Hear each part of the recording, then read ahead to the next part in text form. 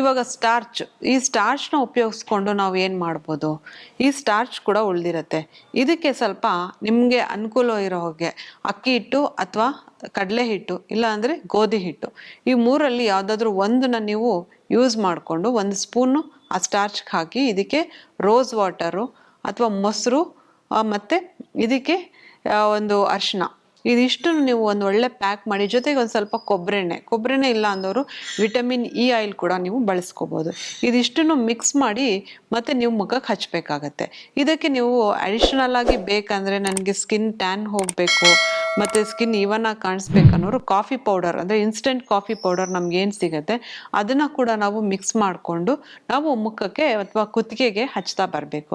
ಇದನ್ನು ಈವನ್ ನಾವು ಕೈಗೆ ಕೂಡ ನಾವು ಹಚ್ಕೋಬೋದು. ಈ ಒಂದು ಪ್ಯಾಕ್ನ ನಾವು ಯಾವುದಾದ್ರೂ ನಾವು ಫಂಕ್ಷನ್ ಇರುತ್ತೆ, ಕೆಲವ್ರಿಗೆಲ್ಲ ನನ್ನ ಮುಖ ಒಂದು ಕಲರ್ ಇರುತ್ತೆ, ಕೈ ಒಂದು ಕಲರ್ ಇದೆ, ನಾನು ಯಾವಾಗ್ಲೂ ನಾನು ಫೌಂಡೇಶನ್ ಎಲ್ಲ ಹಚ್ಚಕ್ಕಾಗೋದಿಲ್ಲ ಅಂತ ಹೇಳೋರು, ಇದನ್ನು ನಾವು ನಿಯಮಿತವಾಗಿ, ನಾನು ಈ ಮೊದಲು ಹಳೆ ಸಂಚಿಕೆಯಲ್ಲಿ ಹೇಳ್ದಿರೋಂಗೆ ಕೆಲವು ಸ್ಕ್ರಬ್ಗಳು ಹೇಳಿದೆ, ಆ ಸ್ಕ್ರಬ್ನ ಮಾಡಿಕೊಂಡು ಈ ಒಂದು ಪ್ಯಾಕ್ನ ನಾವು ನಿಯಮಿತವಾಗಿ ವಾರಕ್ಕೊಂದ್ಸಲ ನಾವು ಸ್ಕ್ರಬ್ ಮಾಡ್ಕೋಬೇಕಾಗತ್ತೆ. ವಾರಕ್ಕೊಂದ್ಸಲ ನಾವು ಈ ಪ್ಯಾಕ್ನ ಈ ಪೂರ್ತಿ ಬಾಡಿಗೆ ನಾವು ಹಚ್ಚೋದ್ರಿಂದ ಬಾಡಿ ಒಳ್ಳೆ ಪಾಲಿಶಿಂಗ್ ಆಗಿರುತ್ತೆ, ನಾರಿಶಿಂಗ್ ಆಗಿರುತ್ತೆ, ಹಾಗೆ ಒಳ್ಳೆ ಗ್ಲೋ ಕೂಡ ಕೊಟ್ಟು ನಿಮ್ಮ ಮುಖ, ಕೈ, ಕಾಲು ಎಲ್ಲ ಒಂದೇ ಕಲರ್ ಬರೋದಕ್ಕೆ ಇದು ಹೆಲ್ಪ್ ಮಾಡುತ್ತೆ.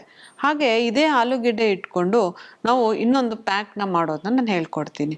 ಇದಕ್ಕಾಗಿ ನಾವು ಸ್ವಲ್ಪ ಅಂದರೆ ಬೇಯಿಸಿರುವಂಥ ಒಂದು ಅನ್ನ ತೊಗೋಬೇಕಾಗತ್ತೆ. ನಿಮಗೆ ಗೊತ್ತು, ಈ ಬೇಯಿಸಿರೋ ಅನ್ನ ಅಥವಾ ರೈಸ್ ವಾಟರ್ ಅಥವಾ ರೈಸ್ ಏನು ಸೀರಮ್ ನಾವು ಯೂಸ್ ಮಾಡ್ತೀವಿ, ಇದು ನಮ್ಗೆ ಇನ್ಸ್ಟೆಂಟ್ ಗ್ಲೋ ಕೊಡುತ್ತೆ. ಕೊರಿಯನ್ ಸ್ಕಿನ್ ಅಂದರೆ ಗ್ಲಾಸ್ ಸ್ಕಿನ್ ಥರ ನಮಗೆ ಮುಖ ಒಂದು ಪರಿವರ್ತನೆ ಆಗೋಕ್ಕೆ ಹೆಲ್ಪ್ ಆಗುತ್ತೆ. ಇದಕ್ಕಾಗಿ ನಾವು ಬೇಯಿಸಿಟ್ಕೊಂಡಿರೋ ಅಂಥ ಒಂದು 2 ಸ್ಪೂನ್ ಅನ್ನ ತೊಗೋಬೇಕಾಗತ್ತೆ.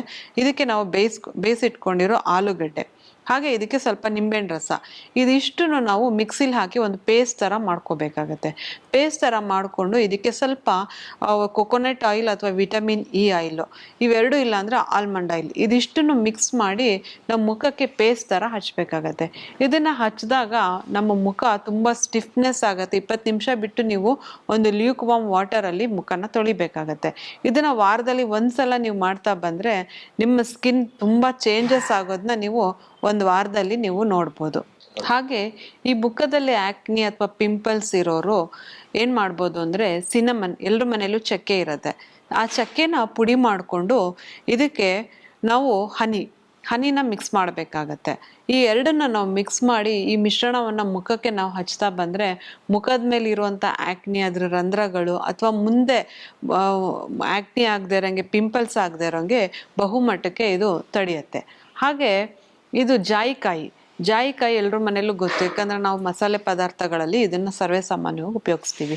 ಈ ಒಂದು ಜಾಯಿಕಾಯಿನ ಚೆನ್ನಾಗಿ ಒಂದು ರೋಸ್ ವಾಟರಲ್ಲಿ ತೇಯ್ದು ಇದನ್ನು ಕೂಡ ನಾವು ಮುಖಕ್ಕೆ ಪ್ಯಾಕ್ ಥರ ಎಲ್ಲೆಲ್ಲಿ ನಮಗೆ ಪಿಂಪಲ್ ಆಗಿದೆ ಹಚ್ತಾ ಬಂದರೆ ಒಂದು 2-3 ದಿನದಲ್ಲಿ ಈ ಒಂದು ಪಿಂಪಲ್ ಆಗಬೇಕಂತ ಇರೋ ಒಂದು ಹಸಿಯಾಗಿರುವಂಥ ಒಂದು ಪಿಂಪಲ್ ಕೂಡ ಇದು ಒಡೆದು ಆ ಪಸ್ಸೆಲ್ಲ ಆಚೆ ಬಂದು ಒಣಗಕ್ಕೆ ಕೂಡ ಹೆಲ್ಪ್ ಮಾಡುತ್ತೆ.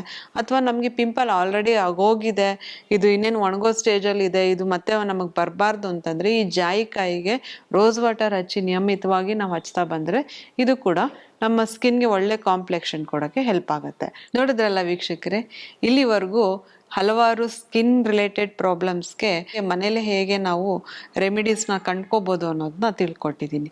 ಹಾಗೆ ಮುಂದಿನ ಸಂಚಿಕೆಯಲ್ಲಿ ಮತ್ತಷ್ಟು ಮಾಹಿತಿಗಳೊಂದಿಗೆ ಬರ್ತೀನಿ. ಅಲ್ಲಿವರೆಗೂ ನಮಸ್ಕಾರ.